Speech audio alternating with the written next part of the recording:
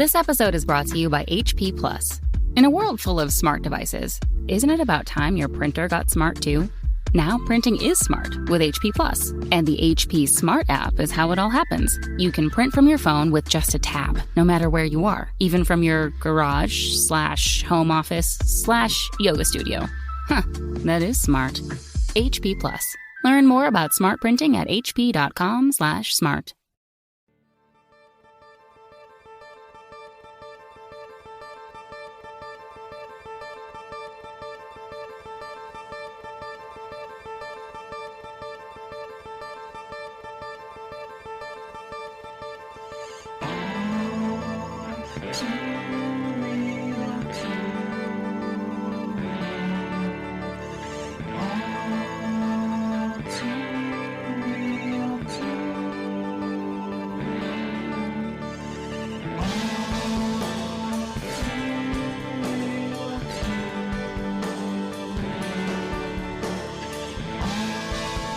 Okay, everybody, welcome to the latest episode of All Too Real 2. My name is Michael E. Cullen II, and with me as always is Matthew. Oh shit! What? Damn it! What's the? Okay, Matthew Haas. What was the Loki? What was her name? It's not Cynthia. What was it? It was Sylvie. There we go, Matthew Sylvie Haas. God damn it, I ruined it. All right. Do you want to record that over? No, it's fine. We just keep it. Okay. Let's keep it natural.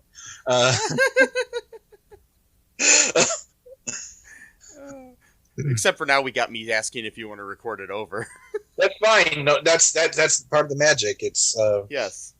Yeah, it's like a live concert. You can't start the song over. I mean, although I have seen people do that sometimes, but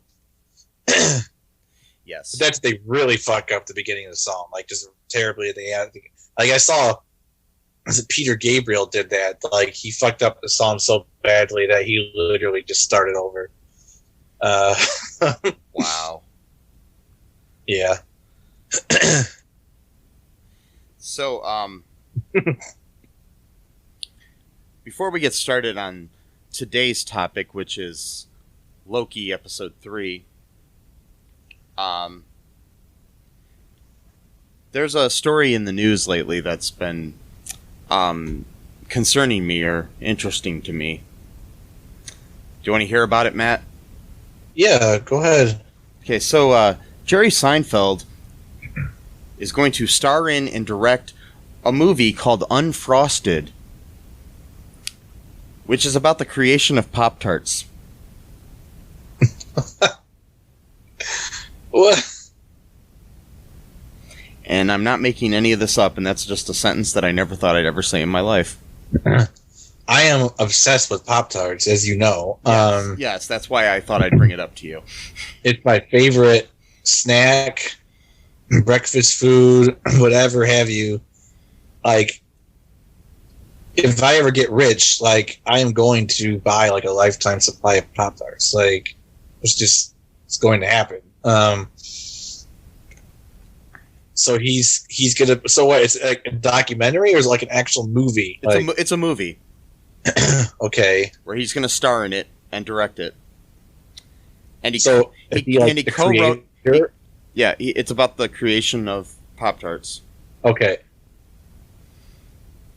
So that'll be interesting, and it's supposed to be a comedy. And so it was written by Barry Marder and my Facebook friend Spike Ferenstein, who was one of the co-creators of the Michael Richards Show, which we're going to have as an feature episode. Yeah, the one that we just totally made fun of. Yeah. Oh man, sorry about that. That's amazing. Yeah, I mean, I can only imagine it being somewhat of a comedy. I can't imagine it being like a harrowing drama. Although it could have been something like that. Like the guy who, made Pop-Tarts and then he ends up getting pushed out, doesn't make any money from it. I could see that kind of thing happening too. And like he can't afford anything but Pop-Tarts. So that's like the tragic ending of the movie. He's got like 2 quarters to rub together. He just sees like a box of Pop-Tarts at like a gas station, and he buys it. Then he just like eats it in his car, and then just drives away with like $2 of gas left in his car, and just decides to leave the car wherever it runs out of gas, and just keeps walking. And then like the camera just zooms out on him walking until he's away from the camera, and then it just rolls credits. See that version too. That would be pretty sad, but it's good that's a comedy. Yeah, I'm not sure what the true story is, but we'll find out. And this is going to be on Netflix soon. Okay. Oh, so it's a Netflix movie. Okay. Yes. Cool. Well, that's nice because all the Netflix movies so far have been Adam Sandler movies. So apparently, it's nice to have another comedian, to kind of get into the Netflix thing, and so it's not just like Sandflix essentially. Yeah. Well, they've done other things. They've done some. They did the Irishman and other movies, So. Oh, that was. Okay, I didn't know that was Netflix. Okay, that's cool. They've done a lot of good original films. I only focus on the bad things, so like Hubby Halloween. That's enough for me to hate all of Netflix. That one movie. Yeah. Or was it Hubie Halloween? I don't know. Whatever. Don't care.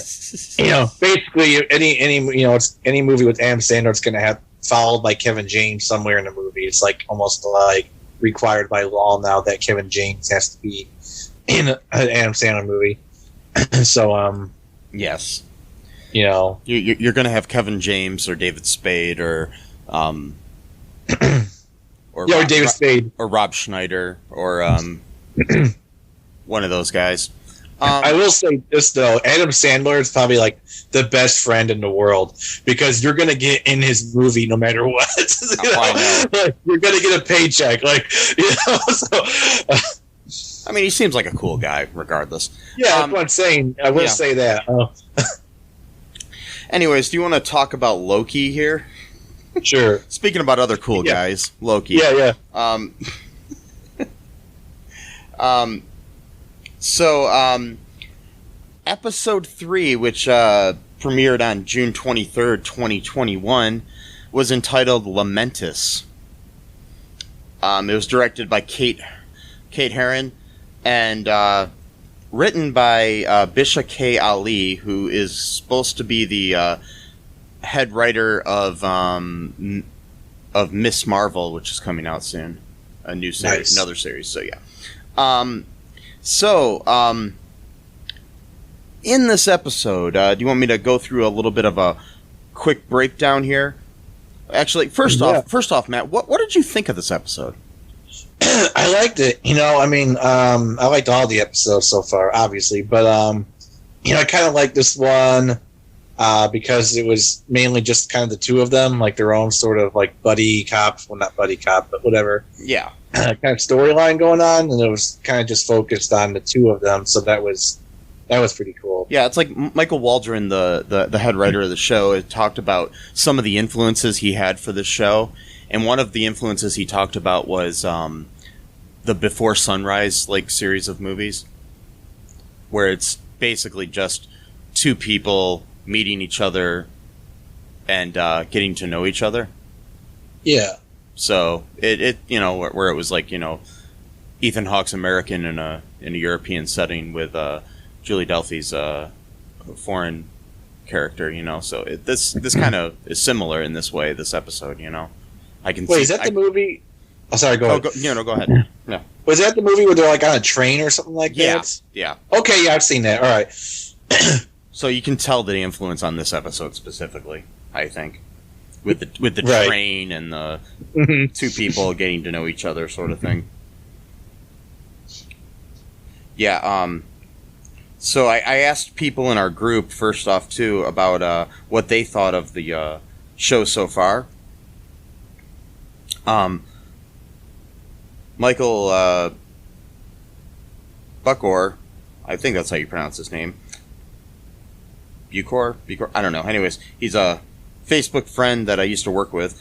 He says, I'm a fan. I haven't watched any of the other Marvel shows. I've actually wanted to rewatch the first episodes. I keep thinking about 1 and 2, And the dialogue in episode 3 was pretty interesting, kept my attention, ending of that episode. Chris Tiefel says, I like it, but episode 3 felt like a filler episode. Aside from the throwaway line that Loki goes both ways, there were no big revelations. We know no more about female Loki than we did before, and why she hates the TVA. There was a lot of revelations in this episode, I think. Chris, it wasn't just... Chris is missing. That's my thing. Kermit Key said that it was that this episode was a clunker. Mike Caswell says, I love it. I love the intellectual property of it and its Hellenistic characters, and giving us a feel of where the tale is going next, and delivering Lokiism and mischief. Gabriel says, I like it quite a bit overall, but the third episode didn't feel like it was necessary, and certainly nowhere near as strong as episodes 1 and 2, but I've been enjoying the series overall.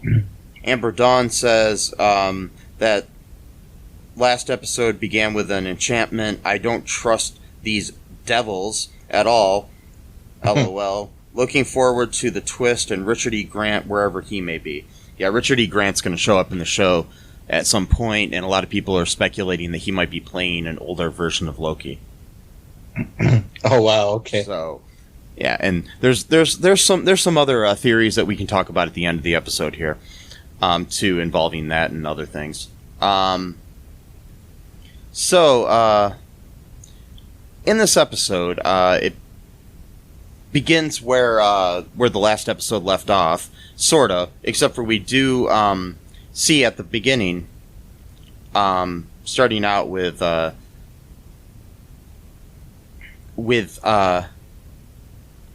woman we will learn later is named Sylvie, talking to the brainwashed Minuteman she had, the woman, and they're in this bar drinking margaritas and talking about brain freezes and stuff like that. We find out that this is basically just her using an enchantment spell to find out information about where the timekeepers are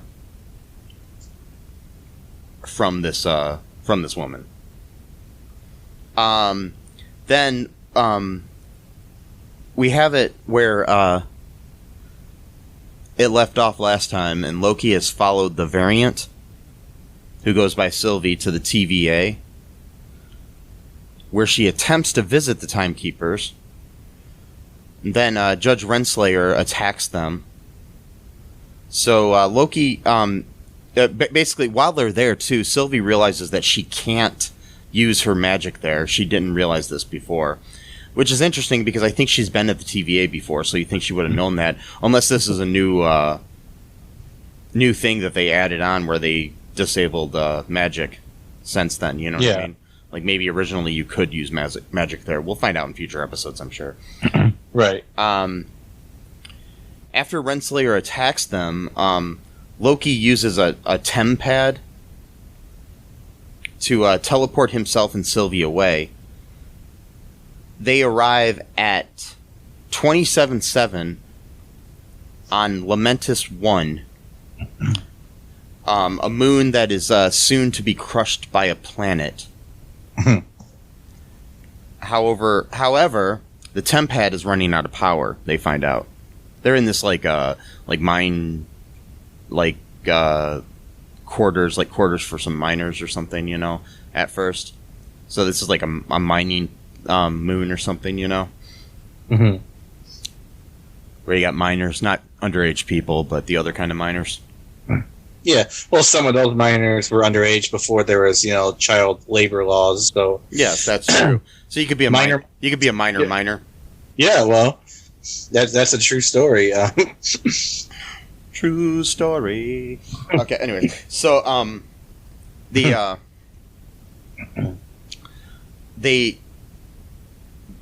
tempad is running out of power. They find out while they're there, and so they cannot escape, and so they're stuck on this moon that's going to be hit by a planet, and they need to try to escape, which just kind of sucks. Sylvie gets mad at Loki throughout it about, like, why did you bring us here? And it's basically, you know, like, he didn't have time. He said, I didn't have time to look at the brochure to find out where to go, you know? So. He just picked a random spot, probably. Yeah. Or he didn't do the research. Well, like she said, too, you know, this has been a plan years in the making, you know, on her part. So she knew, you know, she'd done all the research, you know, to know where to go and or when to go and where to go. She probably had all these places, you know, programmed in there, so then she could, you know, go to them for a little bit and then come out and everything, you know. Yeah. So they end up agreeing to work together because Loki ends up magically hiding the temp pad while only Sylvie knows how to recharge it, so they have to work together, basically. He doesn't know how to recharge it. She doesn't have it. You know. It's one of those things. Yeah, we're forced to work together. By the way, so about the whole magic thing, if I could turn around for a second. Yeah, sure. No magic in the TVA. Well, Loki is a frost giant, and his natural form looks different. So he has to use magic, doesn't he, to look human, right? So why wouldn't he look like that when he was in the being judged or whatever, you know? I'm not sure, unless somehow because he's made himself look like that for so long, he's kind of become that. Okay, yeah, I got that. That's my theory on it, that he's made himself look like an Asgardian for so long that he's kind of just become that.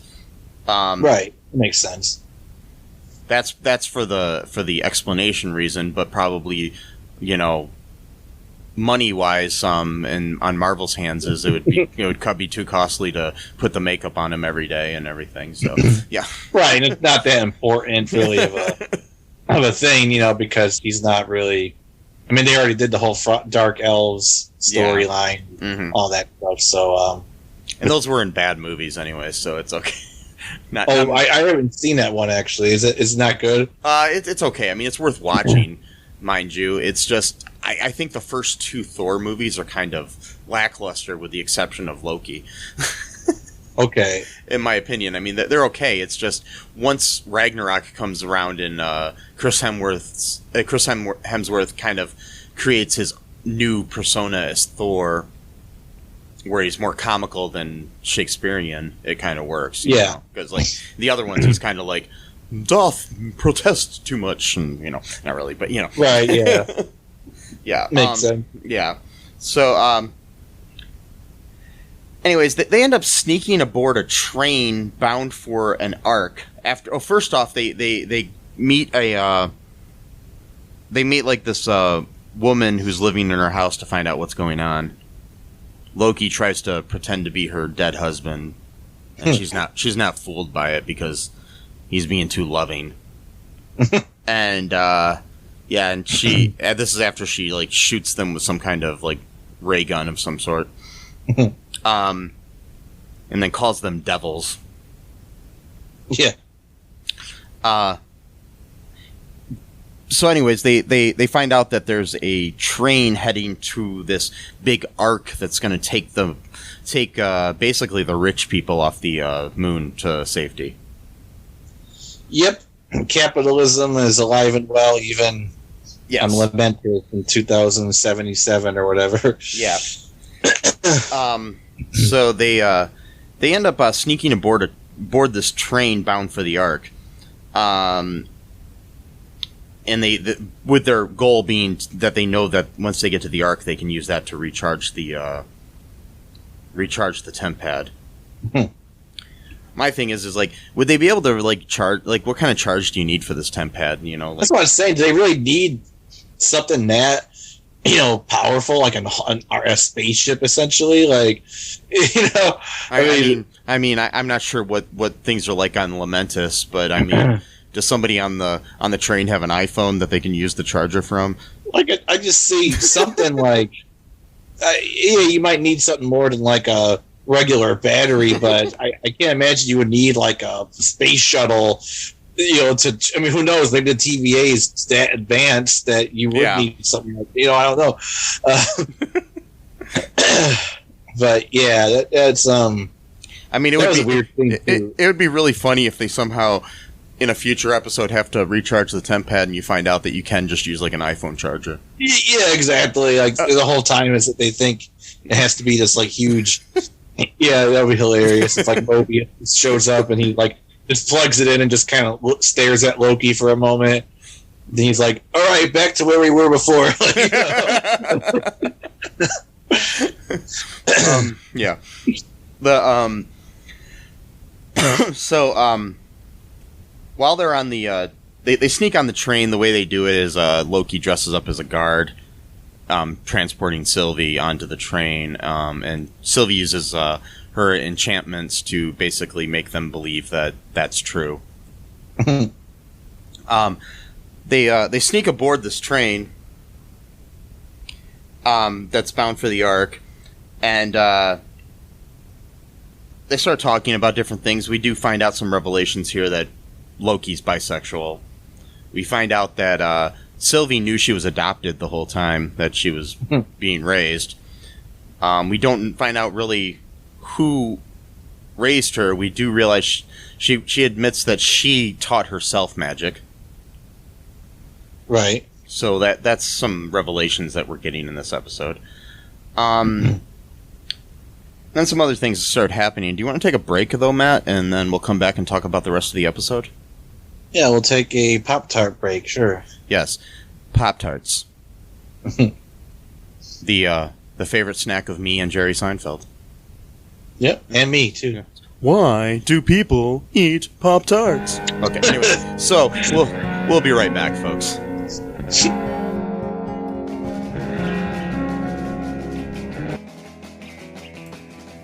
What is Gen X? What is the silent generation? What do generations have in common? Hi, I'm Trish the Dish from the Gen X Voice podcast, and I invite you to listen to conversations I have with folks from different generations, backgrounds, beliefs, and experiences in an attempt to see what connects rather than divides us. Even though Gen X has been called slackers, Karens, or not mentioned at all in some cases, we are the bridge generation, so I feel compelled to do my part to destroy ageism by bringing all these voices together. And, as a bonus, each guest gets to answer some 80s questions at the end of each show. So download and listen to Gen X Voice today on Apple, Spotify, Amazon, or wherever you listen to podcasts. And let's see how much we have in common after all. Hi, this is Catherine, host of a new fashion podcast, The Real Fashion School Dropout. Join me as I interview guests every week in the fashion and beauty space, and we gossip on all things fashion and beauty, and even get into some personal stories of their journey in the industry. You can find us on Apple, Spotify, pretty much wherever you get your podcast. Hope to see you there.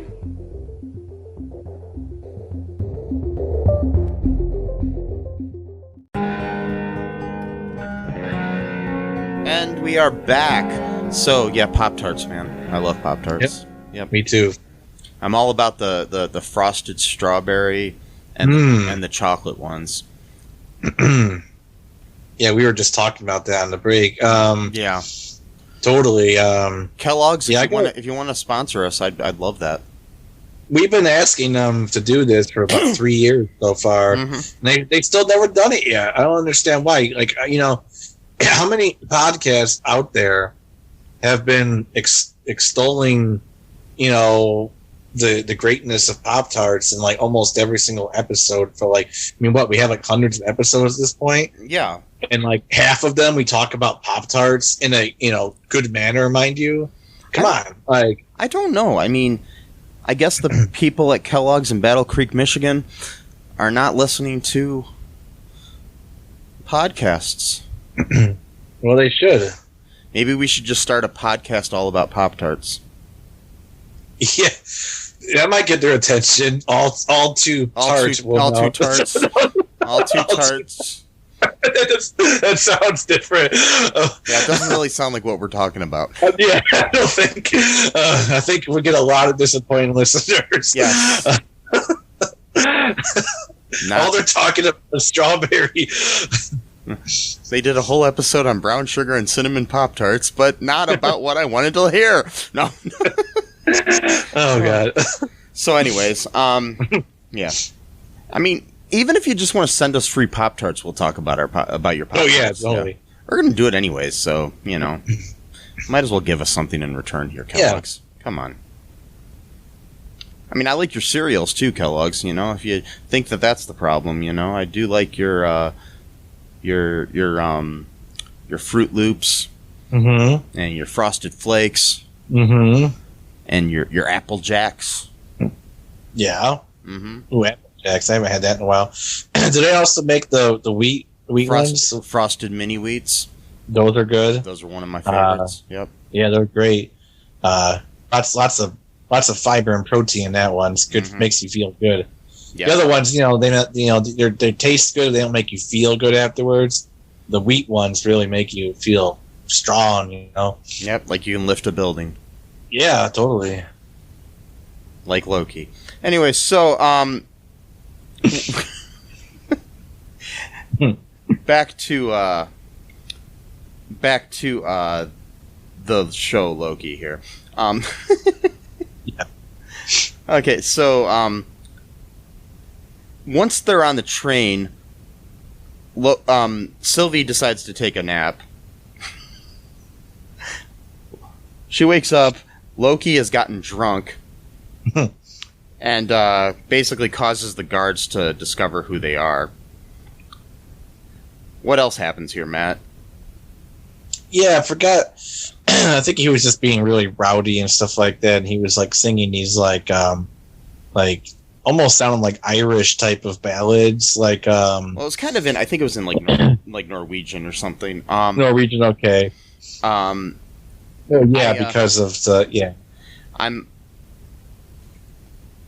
There's a translation of the song here online, Matt.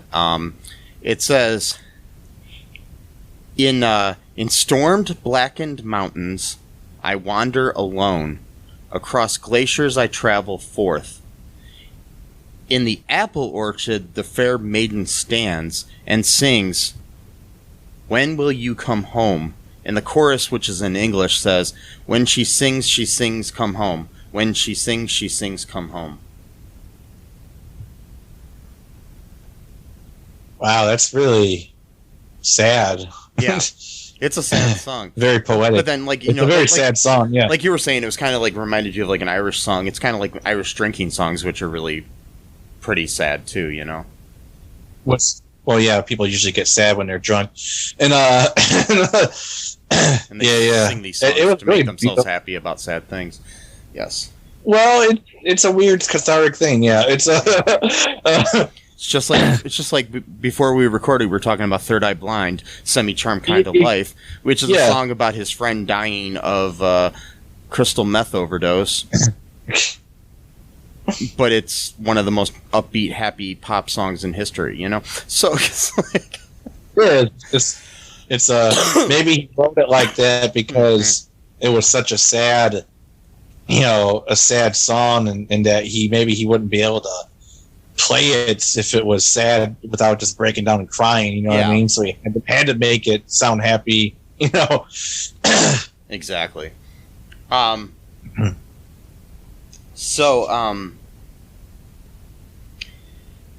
Anyways, Loki has gotten drunk here. And, the guards basically discover that they aren't supposed to be there, and they end up getting into a fight, and Loki is thrown off the train, and Sylvie follows him. And when they land, the temp pad appears to be broken. Damn it. Yeah. The duo then journey on foot and intend to commandeer the Ark and basically change the fate of this apocalypse. But wait a minute. thought the whole point was that you can't change these events. Like the arc's gonna. Well, exactly. They don't make it out. Arc doesn't make it. Yeah. Yeah, but they were going to try to change the events, which you can change the events. It's just sometimes if you don't interfere in the like you can't change something like a volcano erupting. Right. You can change something like this, but you could, like, for example, you could tell people early and put them into like safety before the volcano erupts. So technically, you've changed history, by doing that kind of thing. But if it's right, but the thing is, certain things too, like even with a volcano, though, if it's right before it erupts, you really can't change anything because you're not going to have enough time to get folks off the land. That's going to be right. Well, I meant like. Like if you come days before, you can change things. Yeah. And like with this, they're like 12 hours before the event is when they got there. So, yeah. So they decide they want to commandeer the Ark. We come up. Sylvie reveals something very, very important here. Sylvie says that the TVA's workers are all variants rather than creations of the Timekeepers, as Mobius claimed. Mm-hmm. Which brings into question here. When she was at the TVA, she killed a bunch of these people.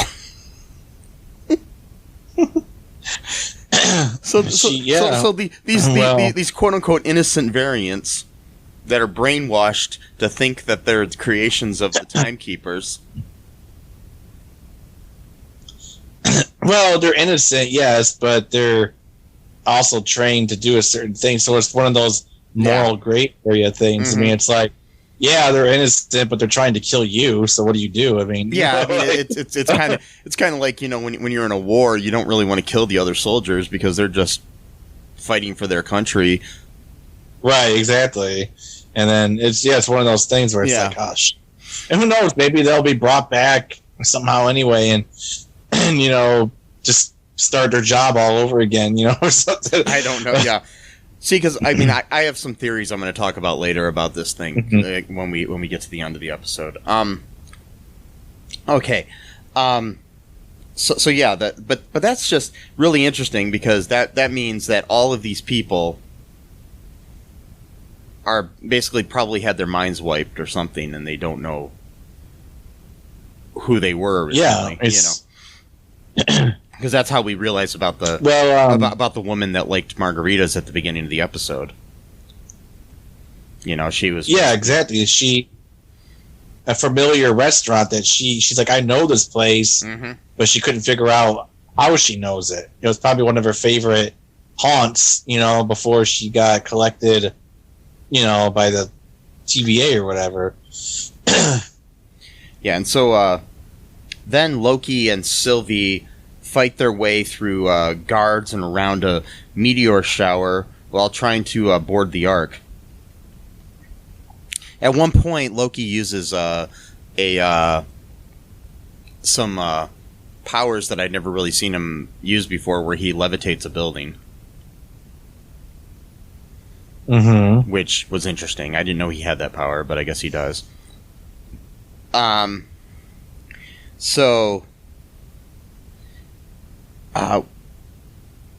Basically what ends up happening is the Ark is destroyed by a meteor just as they reach it, leaving them stranded on this moon. And we end the episode. This was a shorter episode. It was only like 40 minutes or so. And, probably like 41 with credits and shit.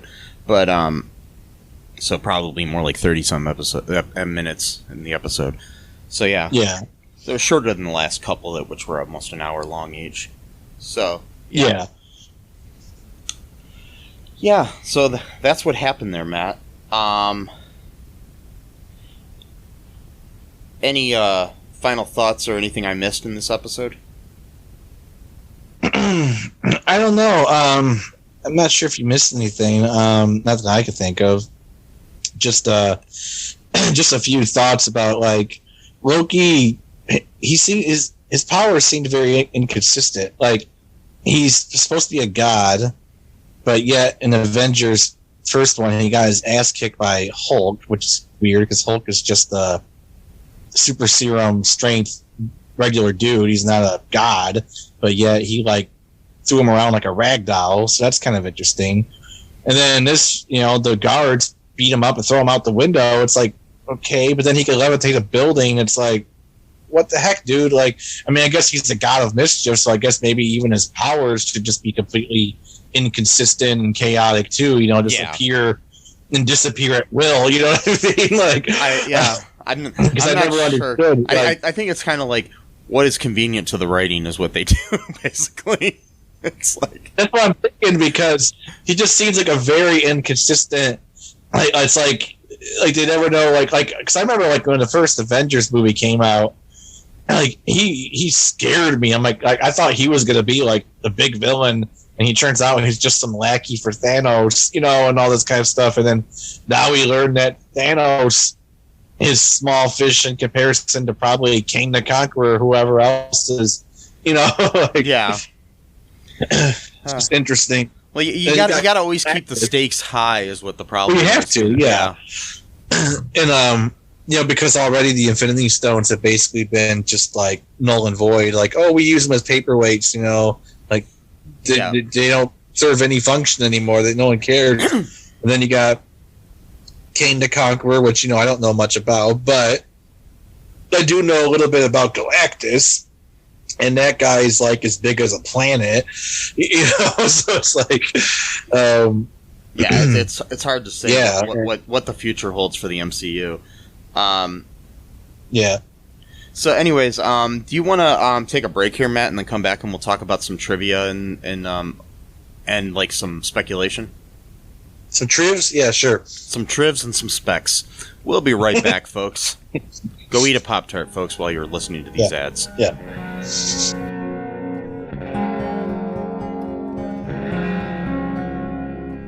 Need a new podcast to listen to? Well, why not check out the Super Podcast from the Super Network at supermarcy.com, where we discuss films and pop culture, and we do monthly fan-voted commentaries. We are available on all major podcasting platforms. So there I was, Matt. I was eating a Pop-Tart, and I was thinking, Nice. I was thinking to myself, this is some semi-charmed kind of life I'm living.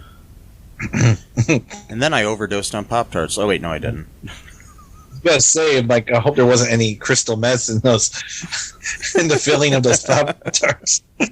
I wouldn't trust. Man, these Pop-Tarts make me feel good. I wouldn't eat any of the blue ones because it might be that like crystal meth that Walter White was making on Breaking Bad. I'm not sure. Yeah. So we'll see here. Anyways, the baby blue. Yeah. Anyways, wow. So here's some trivia about this episode, Matt. You ready for this? Yeah. Okay. So, two of the guards in this episode on Lamentis 1 were named Private Hudson and Corporal Hicks. They're a tribute to Michael Biehn and Bill Paxton's characters in the 1986 movie Aliens. This episode reveals that the workers of the TVA weren't created by the Timekeepers, but are all variants. This also gives a hint as to why Mobius is interested in 1990s and jet skis. It's possible he came from that time period. Yeah. If this show does not end with me seeing Owen Wilson on a jet ski, I'm going to be pissed. Oh, I know. Me too. It has to. I mean, it really has to. I mean, in the comics, the character of Sylvie is the second version of Enchantress, who was given her powers by Loki when he created her as a tool for chaos.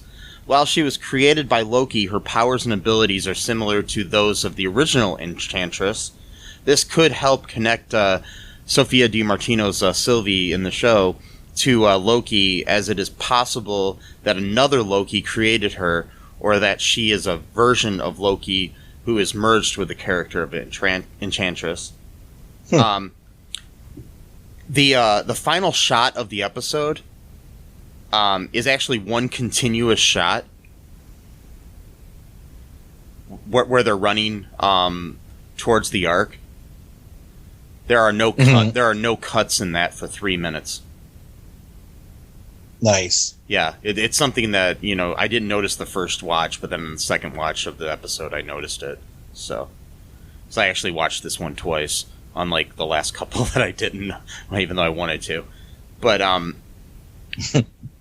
yeah, I had some dental surgery yesterday, and so I decided to come home, and I was kind of loopy, and I was just watching this. It was kind of interesting to watch it when you're loopy. But and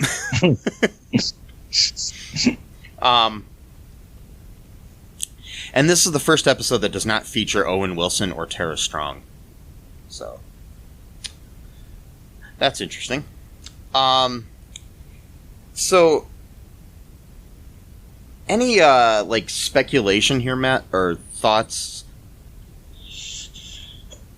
Yeah, I think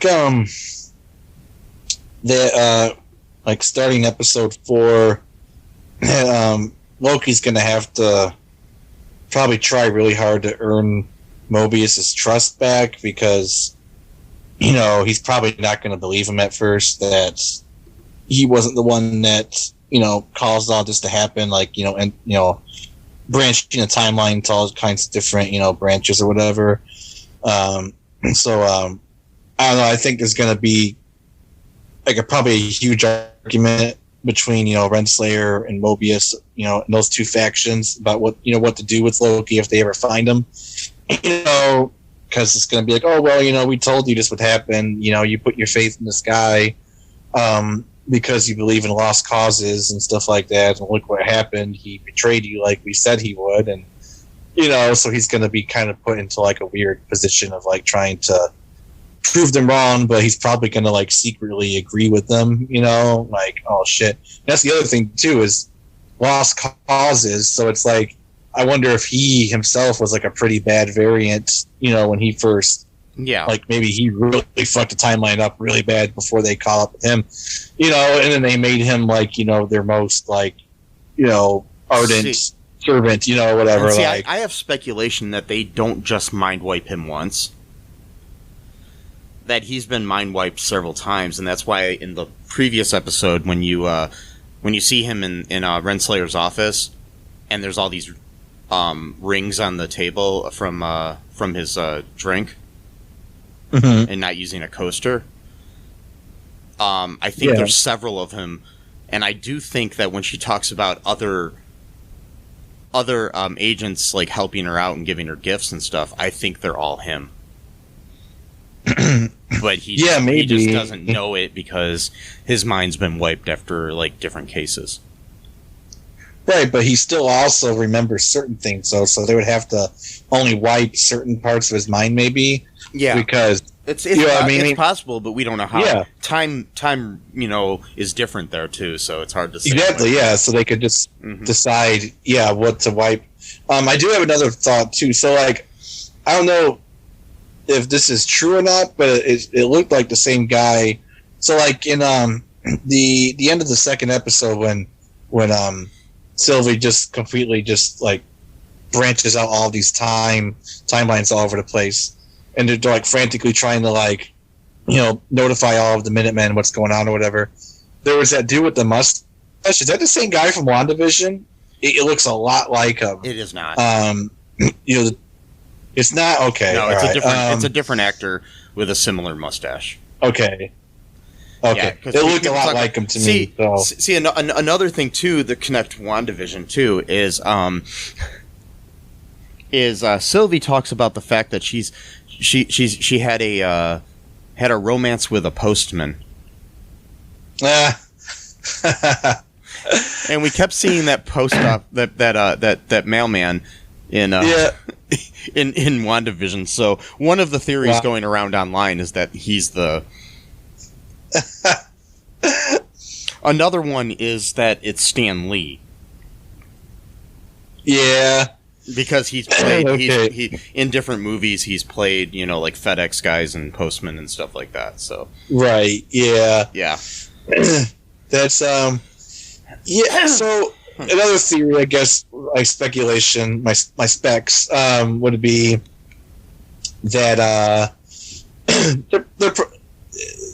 I think Loki and Sylvie are probably not telling each other the complete truth. I mean, I think how do I explain this? Like, I think they half trust each other, but they're still secretly trying to won over each other at the same time. Oh yeah. Like, I mean, they're not complete enemies, but I don't think they completely trust each other. And I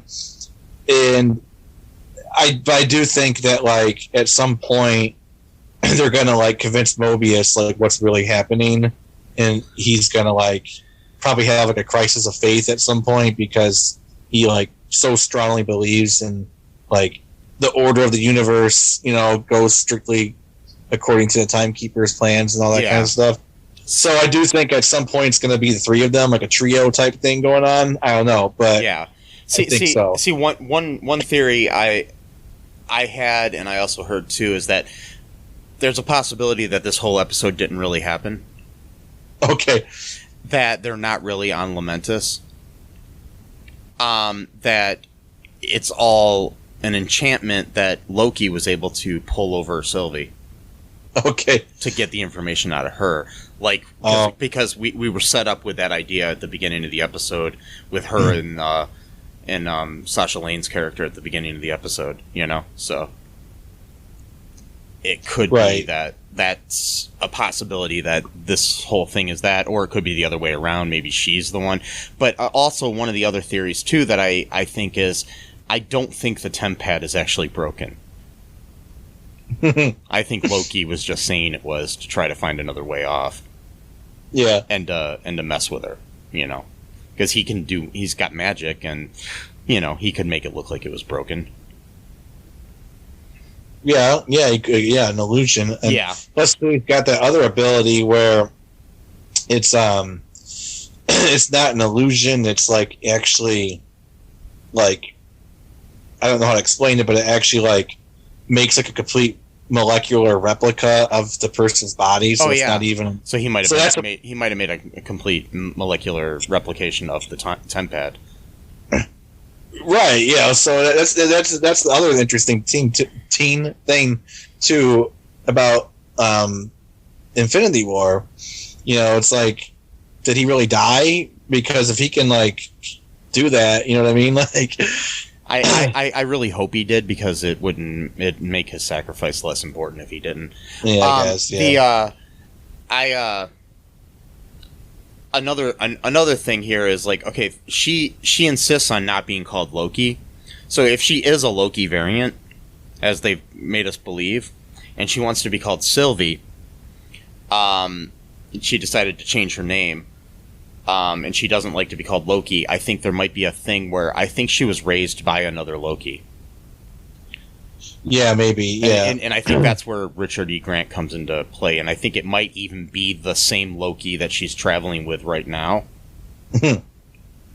but an older version of him. Because Richard E. Grant looks like he could be an older version of Tom Hiddleston, possibly. So it could be that or something like that. I think she was raised by a Loki who didn't treat her well. Yeah. And whether it's our Loki or another Loki. And my theory is that that's why she doesn't want to be named Loki, is because she finds Loki's disgusting or something, Yeah. And was probably like an abusive father sort of thing, not like maybe not physically, but emotionally abusive or something to her. Yeah. So that's my feeling on it, and I think there's a lot of layers here. And I mean, there is the whole that revelation there. I think this helped us. A lot of people are saying that this is a filler episode, but I do think there was a lot of revelations in this episode. Also, the fact that we are given this little bit of insight into Sylvie, so now we actually care about the character. Because we really didn't. I mean, we met her at the end of the last episode, but we really don't meet her until this episode.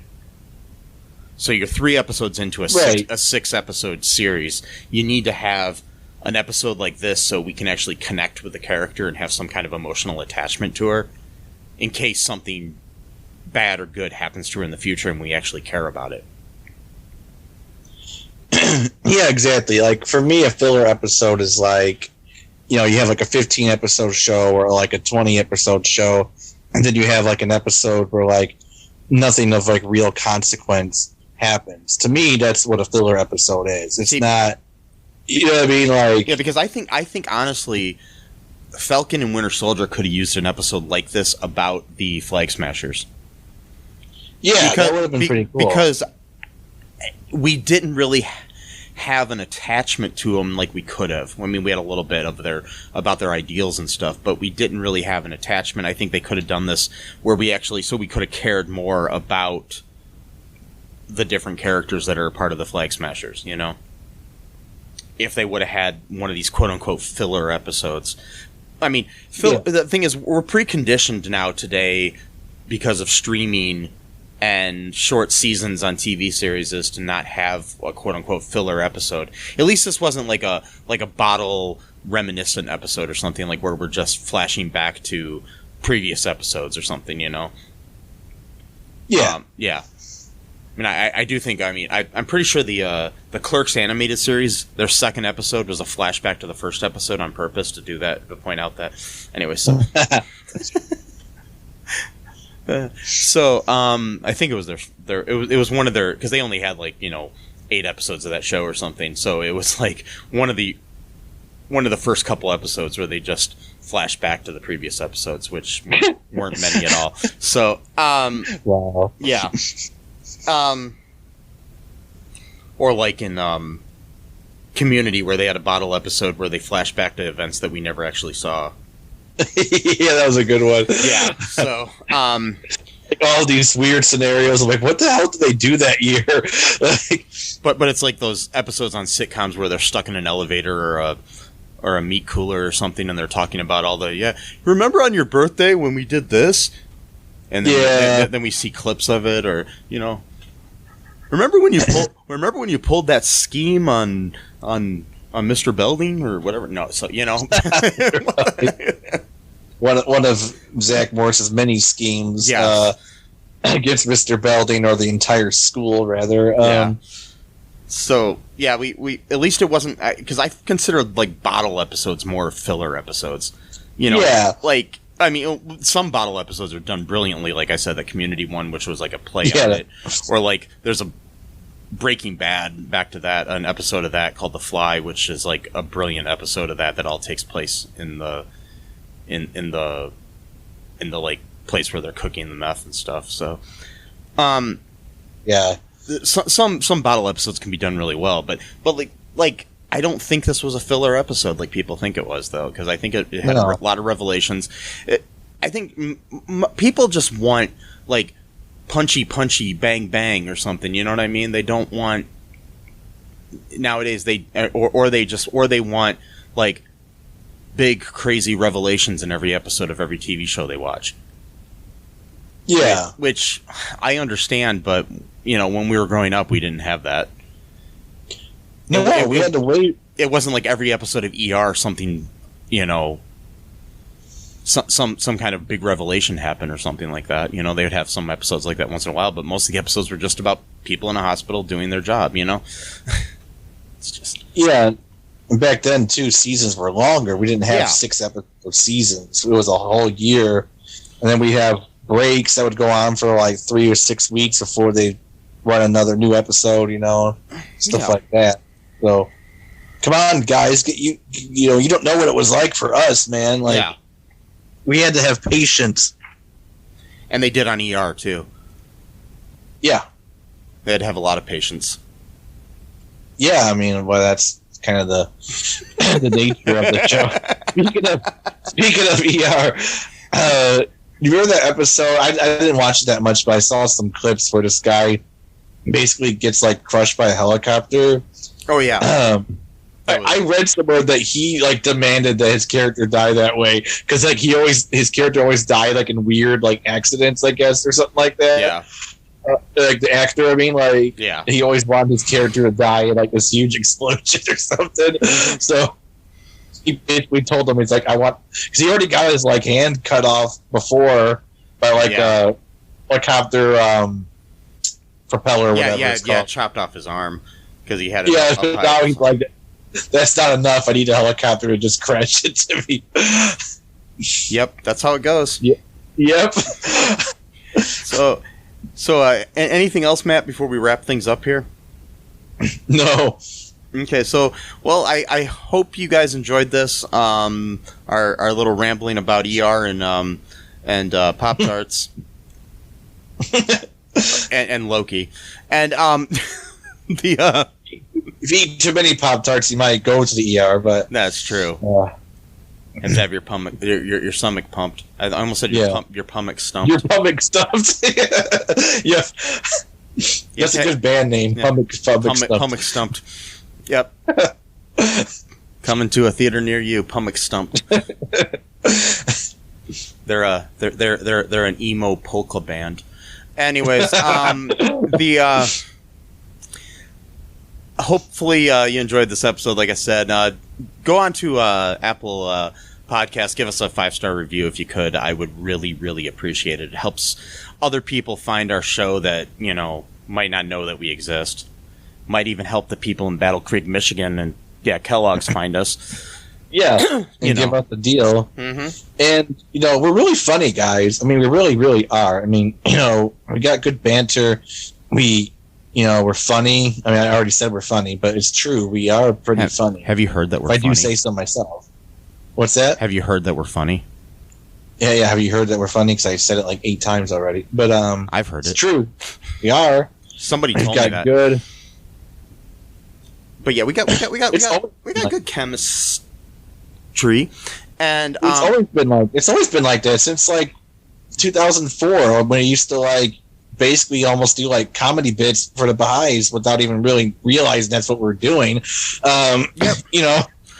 See, we're a modern day Abbott and Costello, folks. Come on, Yes. So give us a good review. Also, give us a bad review if you don't think we are, and I don't care, but don't give us a bad review. And check out our TeePublic. You can get some T-shirts. Go to our Patreon. You can help us out that way too.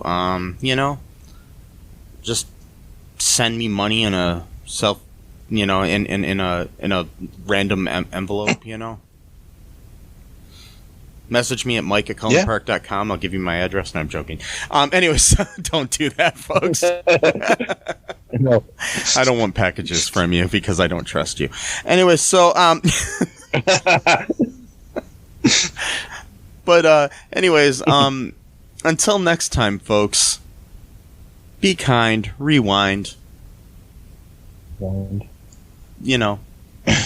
Wear a mask if you have to. Wear a mask if you have to. Yeah, still. I mean, a lot of places don't require it anymore. Get vaxxed. And wear a condom. Bye-bye. Thanks for listening to All Too Real 2 podcast, a Cullen Park production. Produced and edited by Michael E. Cullen II. Music by Matthew Hawes. Subscribe and share the show. Visit us at cullenpark.com.